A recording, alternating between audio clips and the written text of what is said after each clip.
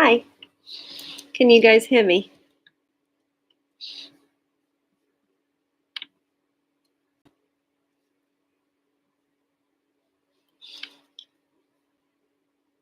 Yeah? Hi.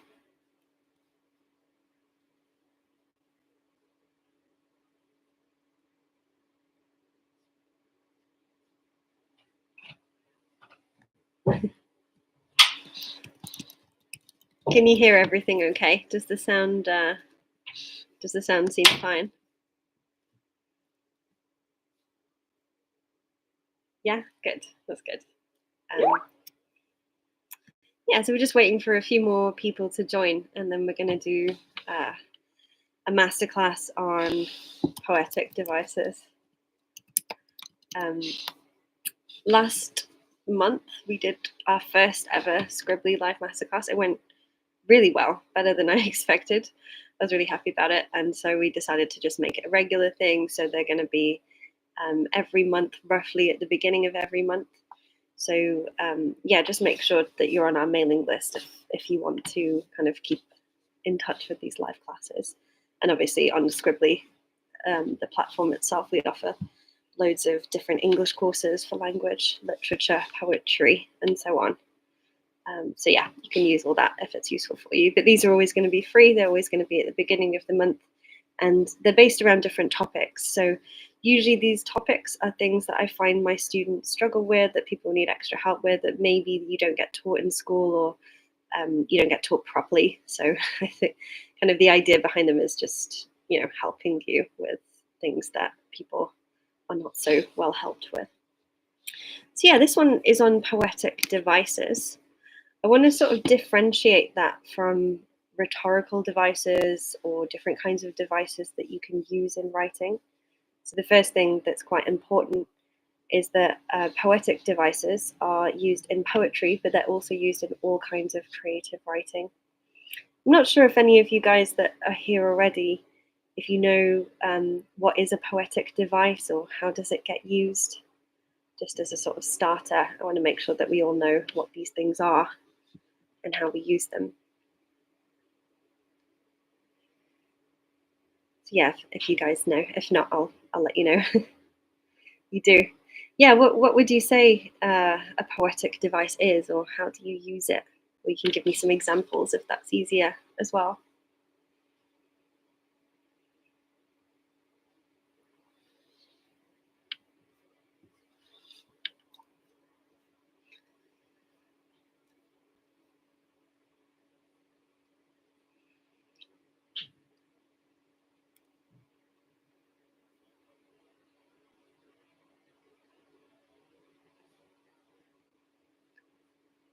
We also have yeah, similes, perfect. Yeah, so I'm just going to type in the chat box because I'm used to having like a whiteboard that I use. I don't quite know how to do that with YouTube Live, so I'll just type some things in the chat box if I need to type anything. So yeah, poetic devices. They are used in poetry, but also creative writing, also nonfiction. If you have things like, articles, they might use some poetic devices there. So any kind of craft of writing can use poetic devices, sometimes nonfiction. Yeah, and yeah, great. These are these little techniques like similes, metaphors, alliteration, consonants, assonance. Perfect. Yeah, some things can be poetic or rhetorical as well. So one thing that's quite important is that poetic devices are separate from rhetorical. I'm going to do a class at some point on rhetorical devices, I think, because I think they're really useful as well. But there is some crossover. So it's important to know that, yeah, you have like some things like alliteration are both poetic and rhetorical. Things like metaphor, consonant, assonance, simile, all of those are just poetic. They're not rhetorical.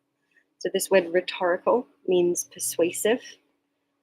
Poetic means creative. So these are creative techniques that we use in writing to make our writing more powerful.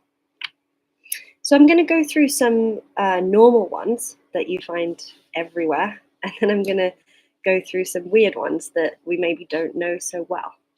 And by the end of the lesson, we're going to aim to, I think, do probably up to 20 minutes kind of creative writing and practice, which you're welcome to join in if you want, or I'll just do it and you can kind of watch me if you're not confident. And then after that, we're going to analyze a poem together and look at what devices it uses there. So yeah, we're going to split this between a little bit of practice creating and a little bit of practice analyzing those devices. Good. So let me start then with probably around, I think simile metaphor are the ones that people use loads. They don't necessarily understand them fully. So we'll start with simile because that was the first suggestion. What is a simile and how do you use it? Does anyone know already?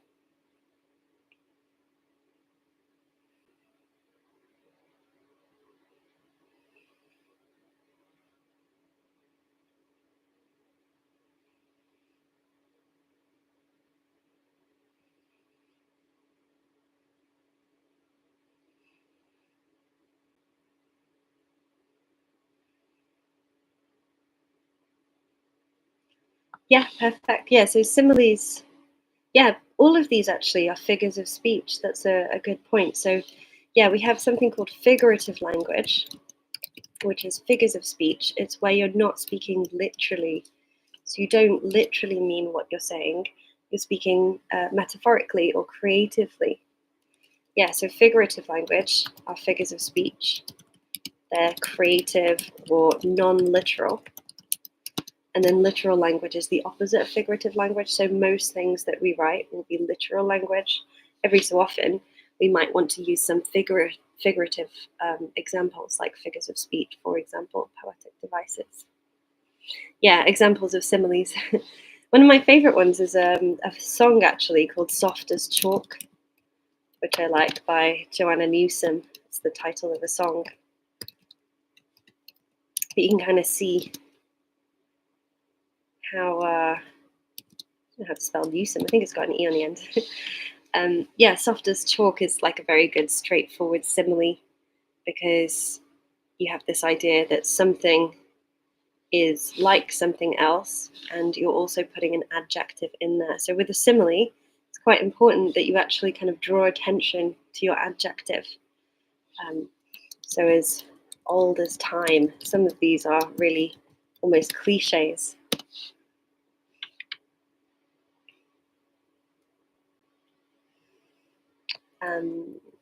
You could say, there's a poem that I love called The Highwayman. We're not actually going to do this one today because it's too long, but it's an amazing poem and it has absolutely tons of similes and metaphors in there. So I remember when I was quite young and I was trying to learn poetry and rules of poetry, I just read that. My grandma used to read this to me all the time, The Highwayman. And yeah, it's very obvious what the metaphors and similes are in there. So if you want a poem to practice and to read, it's a good one. It's quite spooky. So yeah, The Highwayman. There's this kind of creepy guy who sort of hides and spies on people, and he's described as having hair like moldy hay. And I just think it's such a good description. It's very gross, very grotesque. It creates an atmosphere. So you can see the way that we use a simile will actually create a mood as well. So all of these poetic devices, underneath what they're doing directly, they're indirectly contributing to a mood, a tone, an atmosphere. So when you're analyzing poetry, if you want to do it on a higher level, you can connect these individual poetic devices to like a specific thing underneath, like the mood or atmosphere and so on. Yeah, so hair like moldy hay is a gross one, but one that I like. I'm trying to think of some other nicer ones. My brain's drawing a blank now for some reason.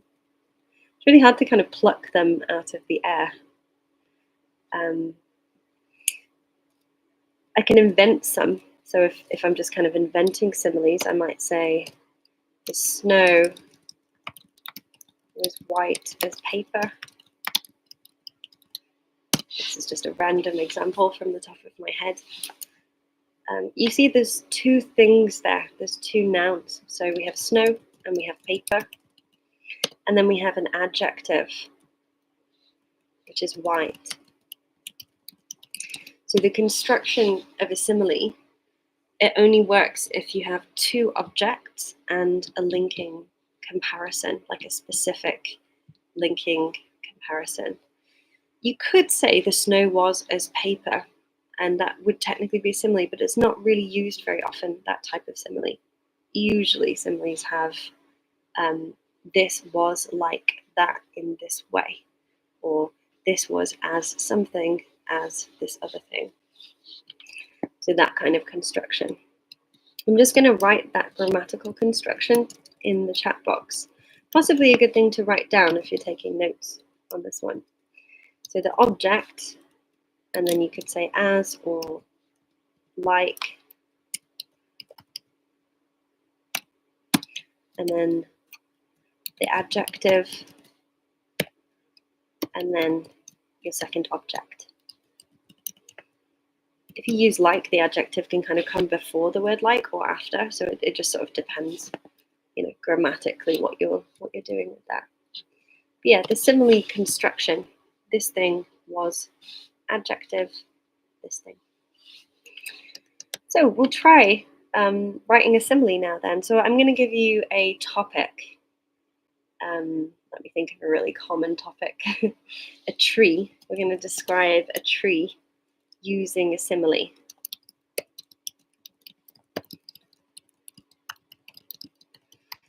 And so, yeah, I don't want you to kind of join in if you're not confident. You don't have to. But anyone who feels like practicing, like say maybe you're doing creative writing in English language and you want a bit of writing practice, feel free to join along. Yeah, and we'll take a couple of minutes just to try and use a simile to describe a tree. And you can imagine what kind of tree, and then that will change the type of simile that you use.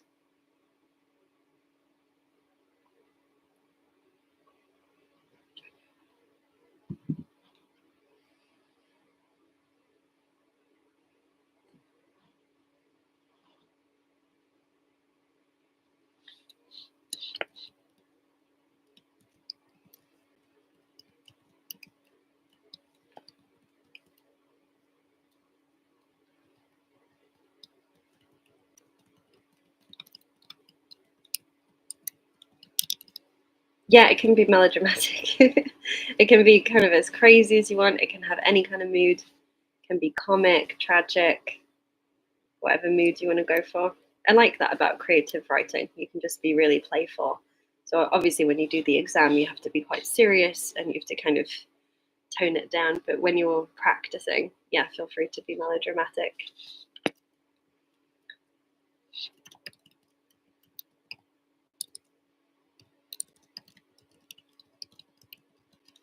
You can add extra adjectives in there if you want to create more of a mood. I think I might, I'm just sort of playing around with mine now, but I think I might add some extra adjectives.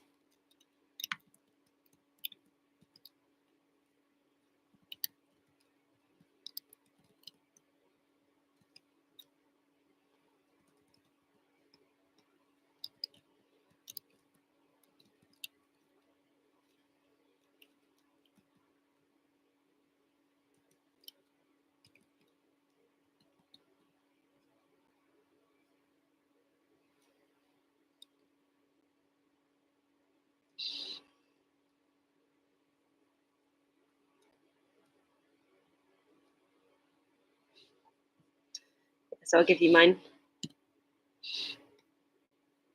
The gnarled oak tree was as frail as an old man's hand. Slightly spooky mood going on, I think. So I've got the specific tree, oak tree, the adjective frail, and then the kind of object, old man's hand.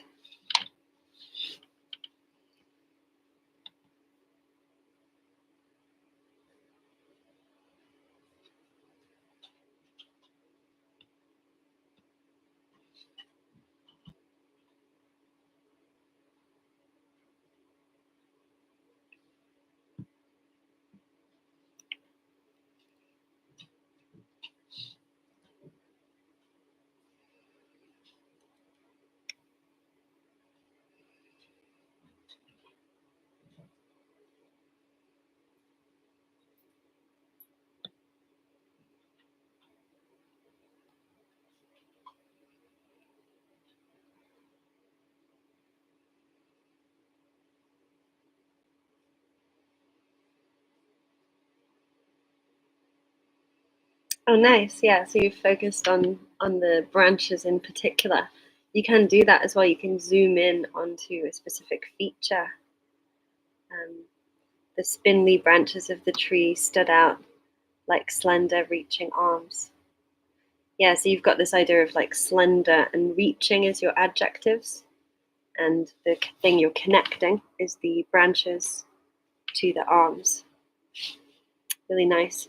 There's a bit of a personification going on there as well. So another technique, personification, where you have an inanimate object is given human characteristics, or sometimes an animal can be given human characteristics. I think mine maybe has a bit of that as well. So you can combine these poetic devices when you get confident. You don't have to do something that's only a simile. It might also be personification. It might also be imagery. And it's actually more complex if you can do that, if you can combine these things together. Yeah, really good so far.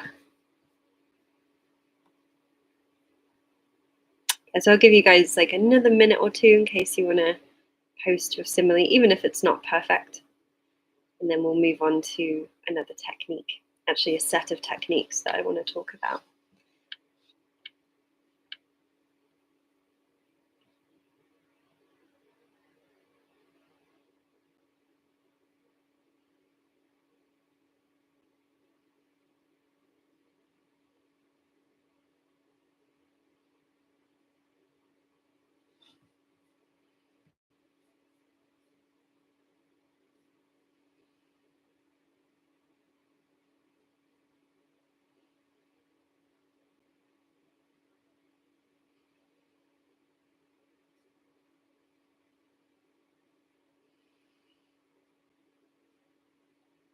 Yeah, so if you've got any similes that you're working on, feel free to keep posting them as soon as they're ready. With creative stuff, it takes time, and you don't want to rush it. So I'm not going to pressurize you guys to kind of keep posting. But yeah, if you feel like you're happy with them at any point in the lesson. Oh, yeah, this is interesting. You're going to say the leaves on the tree were as green as. Um, you can't think of anything green. It's a good point. So that happens quite a lot with creative writing, where you start with an idea, you don't know how to finish it off. You could say, the leaves on the tree were as green as the grass, but that's not making that much of a strong figurative point, because the leaves are plants and then the grass is also a plant, so it doesn't have that much of a metaphor to it, or that much of a kind of figurative intention. So your figurative intention is important as well. So that's like what is the point of that comparison?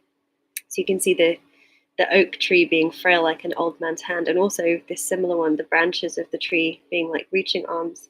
The intention is to kind of make the object feel more human, so maybe we can identify with it a little bit more. Like with the idea of my one, I think it's frail. We feel a bit sorry for the oak tree. It's maybe kind of old and sort of a bit weakened.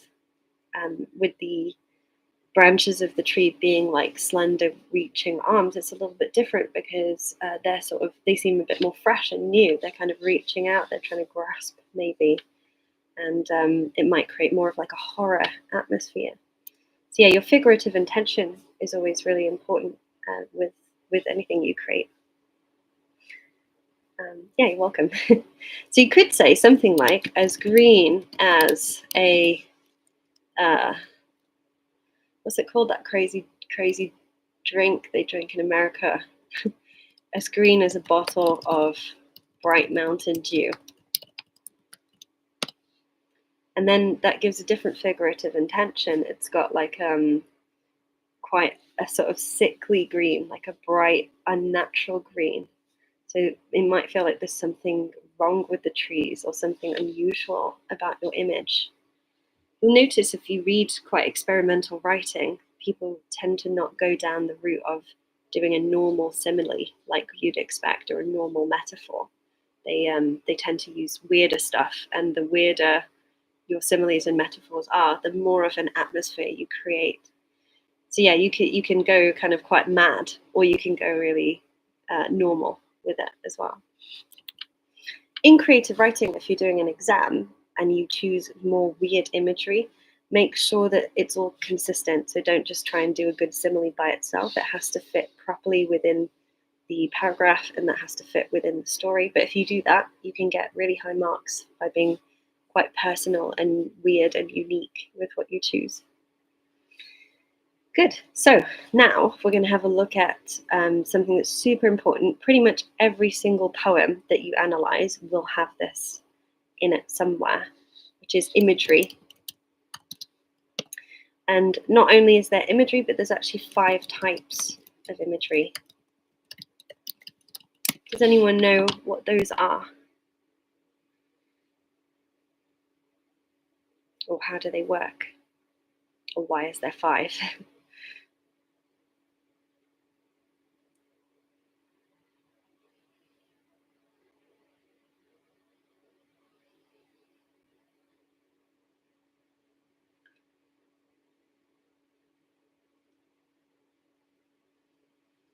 Identifying imagery is probably one of the best things you can do for unseen poetry exams, because every poem has imagery in it pretty much. So if you're kind of stuck with unseen poems, you don't really know where to start, what to say, the imagery is always a really good starting point. It's also equally important in stories, so you can analyze it in stories. And when you're doing creative writing, if you don't use imagery, the writing will feel really flat and it's hard for your reader to imagine. So it's super important to use imagery in your creative writing, and also it's always something that you can go to if you're analyzing poetry or stories. Yeah, perfect, thank you. Very good, Lorena. Yeah, so there's 5 types. They relate to the 5 senses. So they have see, smell, touch, hear, and taste. And Lorena's put the proper terms for those there. So you get a bit more marks in analysis if you actually use the real terms, like the more kind of academic terms for them. So rather than saying a taste image, you would say gustatory image, or tactile image is a touch image, olfactory is smell. Oral, I think you maybe would say auditory image rather than oral. You possibly could say oral as well. And then visual is sight. So oral or auditory is my brain's gone funny. It's sound. So when we describe something, we're using our senses, and it's really important to think about what sense are you engaging in your reader when you describe things, because that's how we experience our world, through those 5 senses. So if you're writing and you use all of those. Oh yeah, good question. Kinesthetic. Yeah, kinesthetic is part of tactile. So kinesthetic is to do with like physical movement. Tactile is technically to do with touch. If you analyze something and said this is a kinesthetic image, that would probably be more precise than saying it's a tactile image. So you could definitely use that word instead of tactile, and then your analysis would be more specific. Not all tactile images are kinesthetic, but all kinesthetic are tactile. So tactile is like the big sort of term, and then kinesthetic is like a part of that. You also have another one that's the most complex, which maybe we can try today if anyone feels really brave, is synesthetic imagery.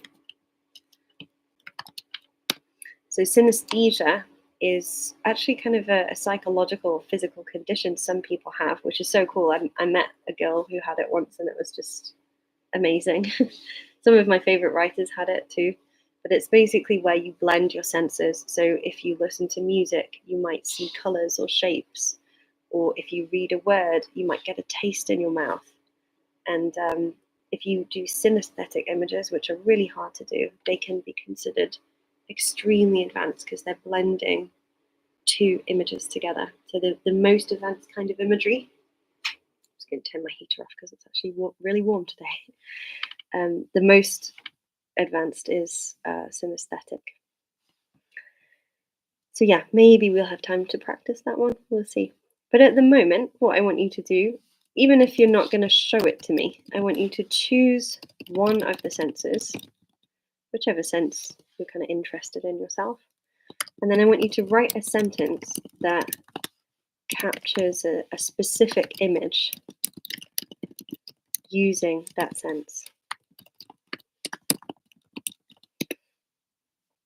A really kind of easy example of this before you guys have a go at it is I was reading a book the other day called The Sanatorium, which is a really popular book at the moment. It's just out in like Waterstones and stuff. I don't actually like this book, but I started it, so I'm going to finish it. Yeah, I wouldn't recommend it as a full book, but it has like very obvious imagery in it. So one was it's sort of set in this kind of hotel that used to be a mental asylum, and it got turned into a hotel. And the main character goes down for breakfast, and there's a sentence that's a little bit like the scent of bitter coffee, buttery croissants, and melted chocolate wafted through the air, something like that. So this is a very basic, sort of simple, obvious example of a sort of gustatory image, but it's being blended with a olfactory image. So that's one example of synesthetic imagery, because it's like the smell of these things is wafting through the air, but you can sort of taste them at the same time. So yeah, that's a very simple synesthetic image. They get very complex if you look at kind of poets and how they use those things. So yeah, we're going to try an image each. Again, feel free to not show me if you're shy, or show me if you're confident enough. And yeah, you can pick whichever sense you want and work on it for around 3-4 minutes. I'll be quiet for a second and I'll work on mine as well.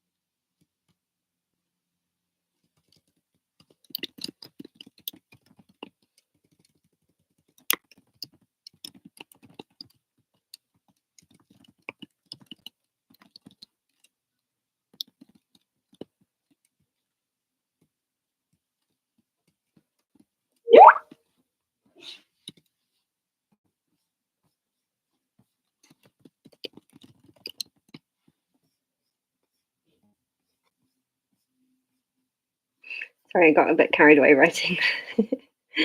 um, yeah, so we have a few here already. Actually, I've got a couple, so I'm gonna I'm gonna give you the two. Sometimes that happens, where you're like writing and you just get a bit kind of distracted. um, yeah, so these are my ones. I was trying. The reason why I got a little bit distracted was I was trying really hard with my second one to combine a few types of imagery together to show you the effect of if you start compounding different types of sensory images, it gives like the effect of a whole world through a few different senses together. So yeah, we've got some really nice ones. I could smell the colour of rain, all bereft and forlorn. Beautiful, really, really poetic. So nice. How my heart craved the vista of the beautiful bay. Lovely.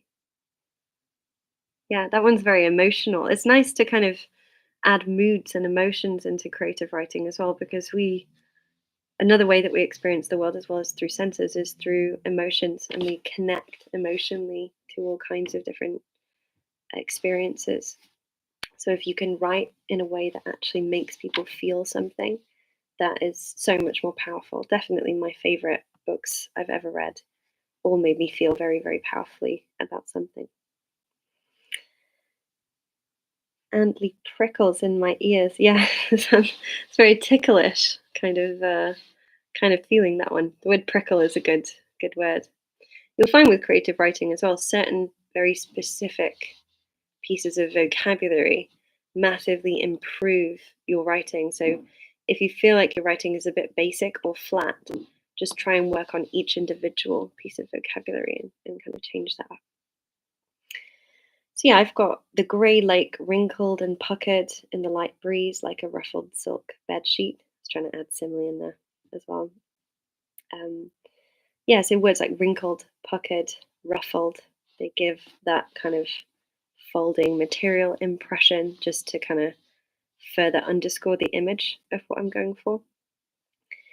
The second one was just what happened to me yesterday when I tried to go out in in the rain for dinner, and it was so cold, and then my umbrella turned inside out and I was really late, and so I was just running and it was very cold. So yeah, this one's running through the rain, shards of freezing water cut into my cheeks. The biting wind nipped at my burning fingertips like a disobedient puppy. Yeah, my hands turned bright red and I was freezing. So it's another good tip, actually, that you can write from memory. Because it's fiction, you can also invent things, but if you blend your memories and experiences into the fiction, it becomes a lot more powerful. So if you're trying to imagine a world or do something kind of creative and poetic, and you just do it from imagination, it usually doesn't feel as real as if it has something kind of that was your own real experience underpinning whatever kind of, thing you're trying to create. Good. Yeah, they're all beautiful. I love those images, and they all feel really different and they use different senses. So, yeah, excellent. So, now what we're going to do is look less at the creative side and more at the analytical side. I'm going to send you a link to a poem, but I think I can probably share this as well, just in case my screen share doesn't work. We'll see. Can you guys see this?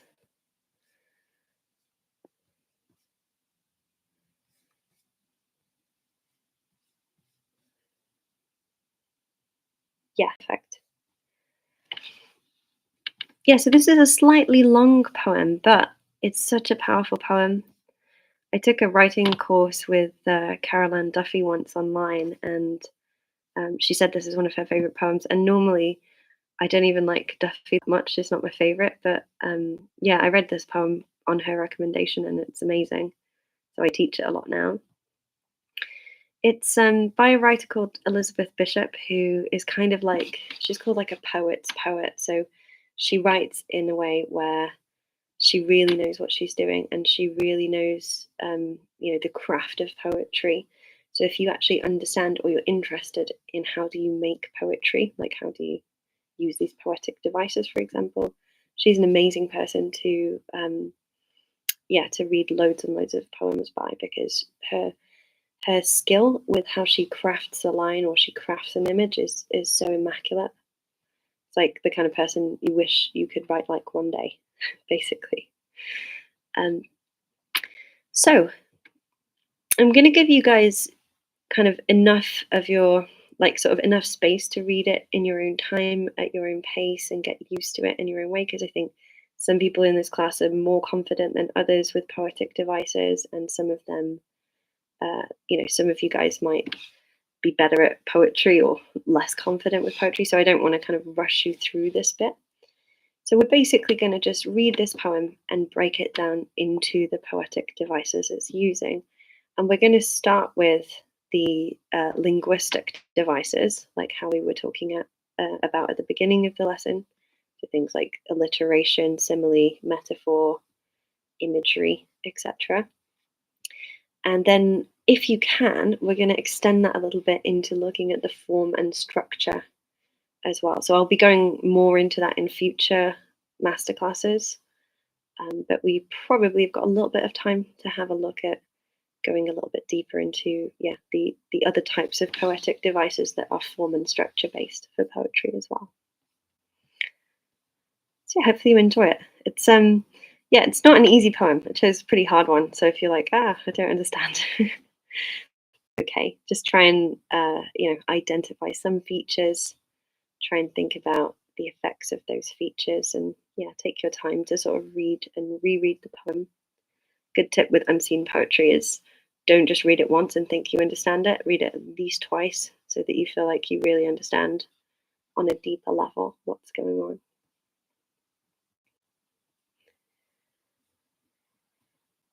So I'm gonna read through it as well. As I read through it and find random techniques, I'm gonna post what techniques I'm finding in the chat box so that you guys have a little bit of guidance as well for ideas of what's going on with this poem. As a general sort of overview of what happens, it's called At the Fish Houses. So the speaker, who we assume is the poet herself, is down by the sea or by a lake, and she is describing what it's like to be around the fish houses there. So the places where fish are caught and kind of prepared for market.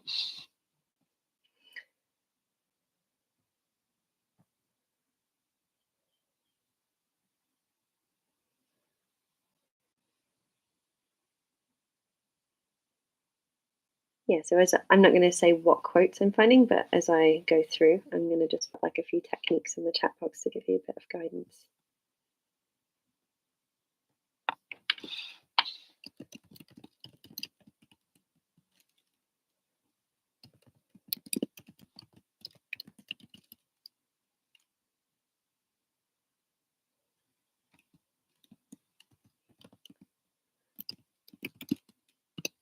Some of these are more advanced techniques and some less as well.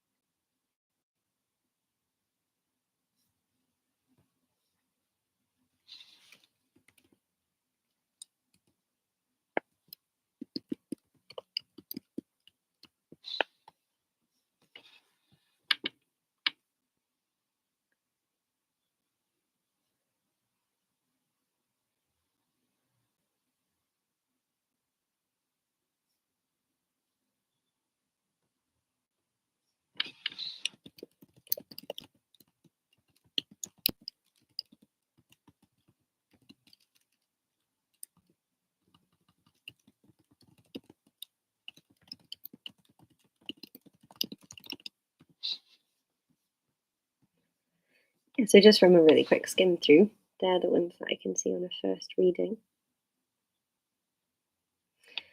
So yeah, your task as you're going through is to find quotations and then connect them to poetic devices.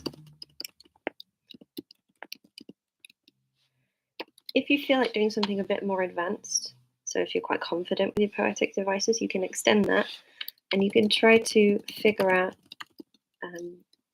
exactly why or the precise effects. So why the writer, why the poet uses them, and the precise effects. So we call those questions analysis. So if you're feeling quite confident on the bit where you're just finding the techniques and you feel confident with that, you can then go into a bit of the reasoning behind it.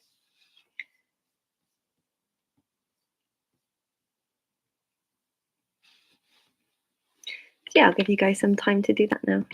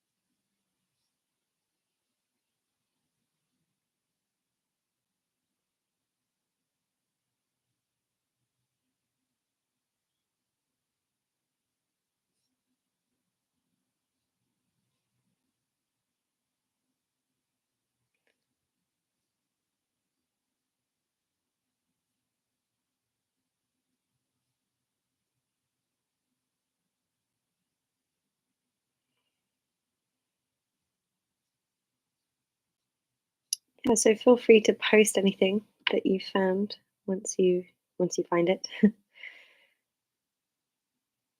think the easiest thing to get if you're not sure is imagery, because there's just constant imagery in this poem.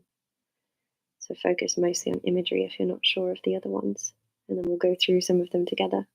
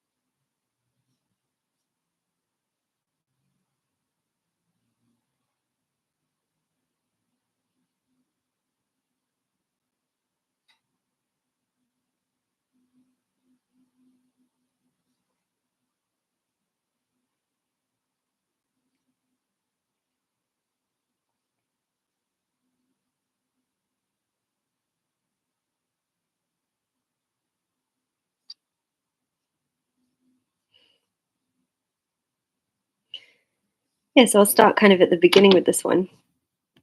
Although it's a cold evening, down by one of the fish houses, an old man sits netting, meaning he's making a net. His net in the gloaming, almost invisible, a dark purple brown, and his shuttle worn and polished. So that whole first sentence, it's a good tip with poetry to actually read it sentence by sentence, not line by line, because it helps you understand better. That whole first sentence opens with a visual image, and it also establishes lots of aspects of the narrative of this poem. So it tells us the time, cold evening, the place, down by one of the fish houses, the situation. So there's a man and he's repairing a net in the gloaming, which means it's dark. It's almost so dark that you can't see the net. It's a dark purple brown. And then it shifts, it becomes a olfactory image. The air smells so strong of codfish it makes one's nose run and one's eyes water. Quite an abrupt image. You can kind of imagine the smell. And then we have a little bit more of the scene developing. The 5 fish houses have steeply peaked roofs and narrow cleated gangplanks. I can't say this poem. Slant up to storerooms in the gables for the wheelbarrows to be pushed up and down on. So we see more of the world. All is silver. I take this to be a metaphor. It might not be. It depends on if you read it literally or figuratively. So when you're analysing poetry at a high level, things can actually be literal or figurative, and you can decide, are they intended in just a straightforward way, or are they meant to symbolize something more than themselves? So I see this as an example of color symbolism. There's something important about this word silver that is in a very short, isolated section of this line here. Yeah, netting his net. Oh, really good. Yeah, so you're going into the actual root word, netting and the net. It's almost tying those words together in the same way that he's kind of weaving the net. I think it creates like a weaving of the word in the same way that he's repairing the net and he's kind of weaving it together. Good.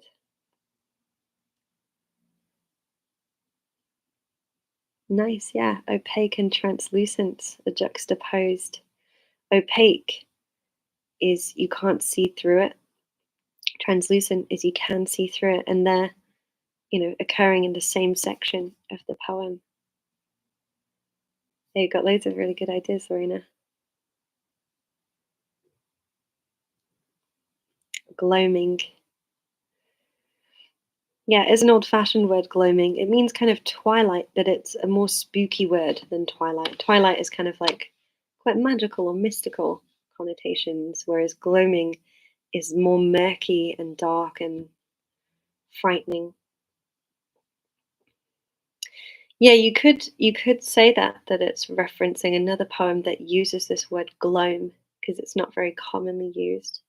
So you could call that intertextual reference. You can also call it a literary allusion. So allusion is a really good word. If you think a piece of writing is referencing another piece of writing, we would call that literary allusion. If you think that it's referencing a moment in history, historical allusion. And if you think it's referencing a religious text like the Bible, we would say biblical allusion. Yeah, allusion is considered a really high level technique to talk about.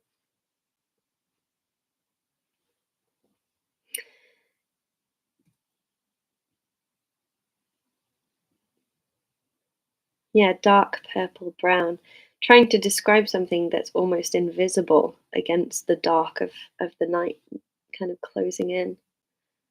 It's a really nice way to describe something that's hard to describe. Definitely. Yeah, those are all really excellent. Well done.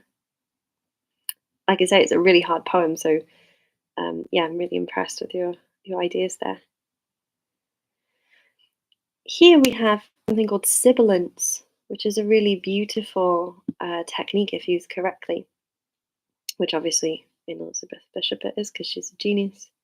So all is silver, the heavy surface of the sea swelling slowly as if considering spilling over.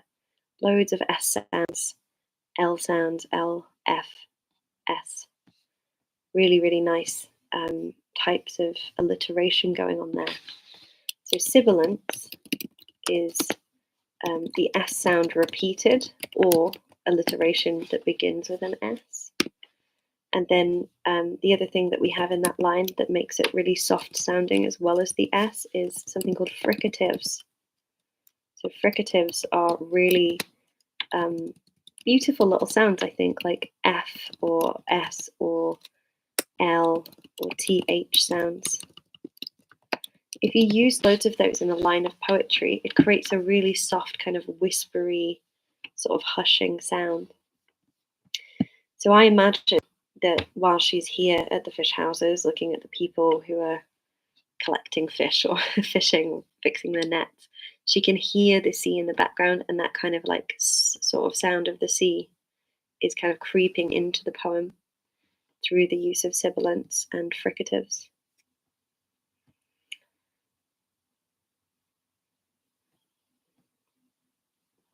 So the heavy surface of the sea is opaque, you can't see through it. The silver of the benches, the lobster pots and masts have a translucence. So the sea seems flat and solid, but all of the objects around the sea seem like they're kind of see-through, they're translucent. I like this because this is similar to what we were talking about earlier, like how do you describe a green? Small old buildings with an emerald moss growing on their shoreward walls. So there's this kind of bright green, almost like a jewel of the moss growing on the walls of the fish houses. And then she goes on, so she has even more kind of detailed description of this world, lots of really precise vocabulary. You might notice this simile, melancholy stains. So there's long bleached handles of the equipment that they use to kind of go fishing, stained like dried blood where the ironwork has rusted. So she's comparing the color of rust to dried blood, which is quite sinister, and it does actually evoke what's going on with the fishing as well. The idea that they are catching and processing these fish. You might notice structurally that here we have a really short sentence. Yeah, I'm glad that you noticed emerald. She did it kind of better than I suggested with the Mountain Dew.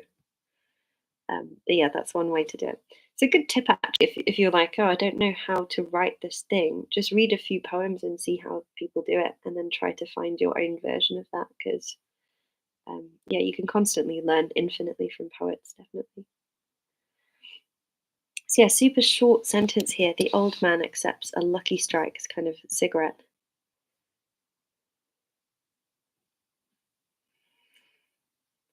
Yeah, nice. That's a really nice idea. The sea has agency and it has a choice if it's going to spill over. Yeah, quite beautiful. Kind of personification again, I think.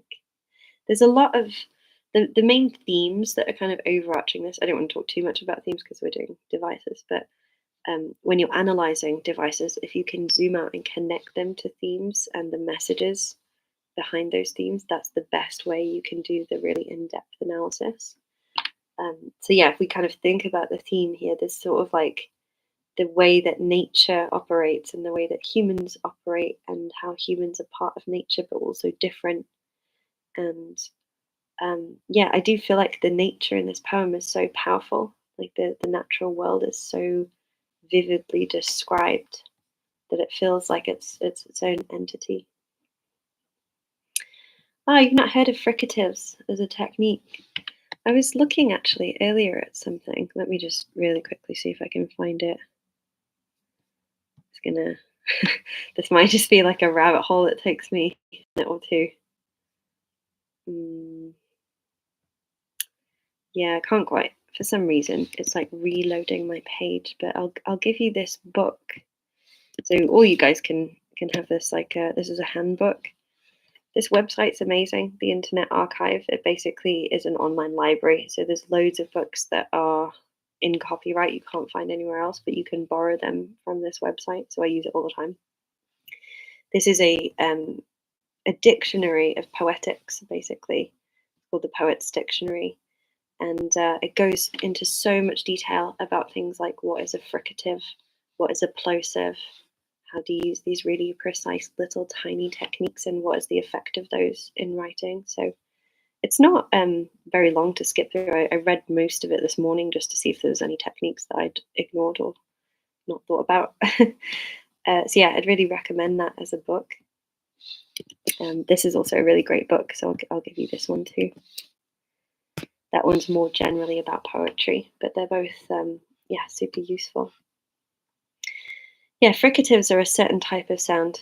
So are plosives. So are glottals. Like you can kind of break down words into sounds, and if you understand the effect of the sounds on that really precise level, your analysis becomes super powerful because it's not just even analyzing a word anymore. It's actually analyzing, more of a rhythmic quality of sound.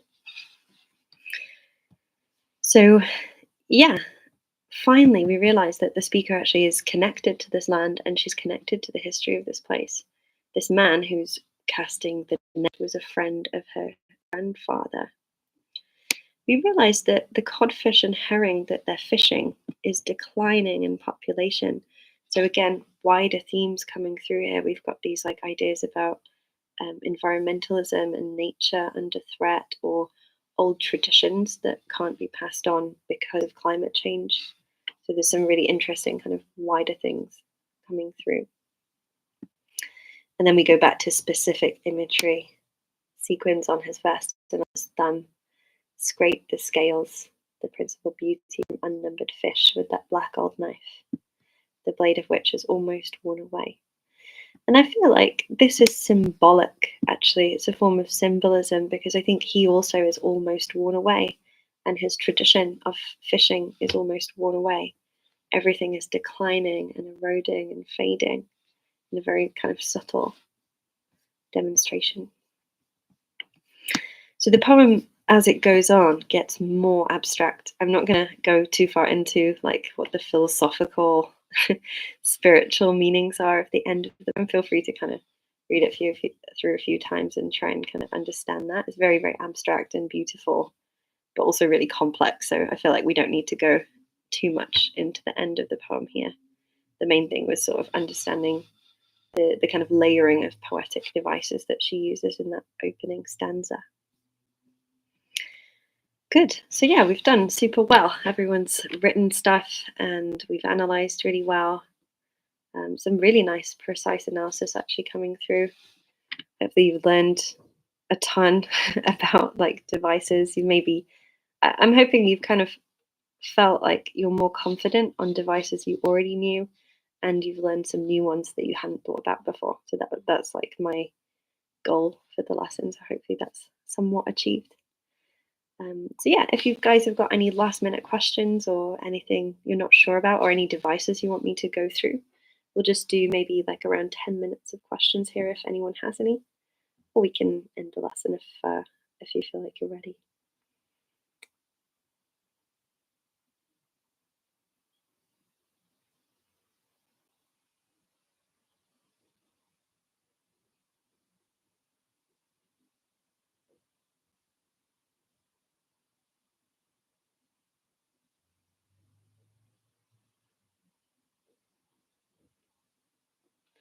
Yeah, no, I'm glad. Yeah, I'm glad you guys found it useful. Yeah, you're welcome.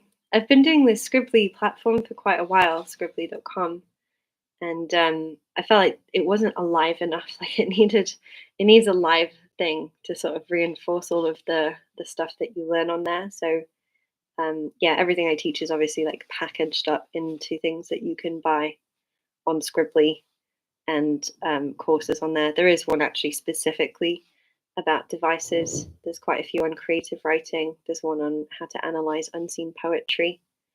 So yeah, if you want kind of any reinforcement of what we've done today, go to scrbbly.com. But yeah, no, I'm really glad that you guys found it useful, and yeah, hopefully you join the new ones as well, like the one that we'll do next month. I think we always send out an email about it a few days before, and then we post it on Facebook. And it's always on a Sunday, so if you guys are free on Sundays, that's when we do them. And yeah, sometimes it changes like the slight time on Sunday, usually afternoon somewhere. Oh, good. Yeah, I'm glad you like the videos. Yeah, the YouTube has like lots and lots of recorded videos. We tend to put, I think, 25% of all our stuff on YouTube for free. And then that filters through into like the full courses on Scrbbly. And then now we're trying to introduce these masterclasses as well. So yeah, I'm really glad if you like those. I need to get back on filming those. I'm like slightly behind on my on my filming schedule. So yeah, I'm hoping by the end of March I'll get back to really regularly posting on YouTube as well. Fingers crossed. So I think in this description somewhere there's a discount code running on Scrbbly at the moment. If you need anything, you're also welcome always if you have questions to just email us directly. And if they're kind of like little questions about how do you do this or I need help with that, we can always try and get back to you with those. Or if you comment on YouTube videos as well, we always reply. So yeah, thank you so much for joining in. I've had a lot of fun, and hopefully you like this poem because yeah, I think she's a brilliant poet. This lady, she's very good. So yeah, really nice to see you guys that I've seen before, and really lovely to meet the new ones as well. And yeah, we'll see you soon. Bye for now.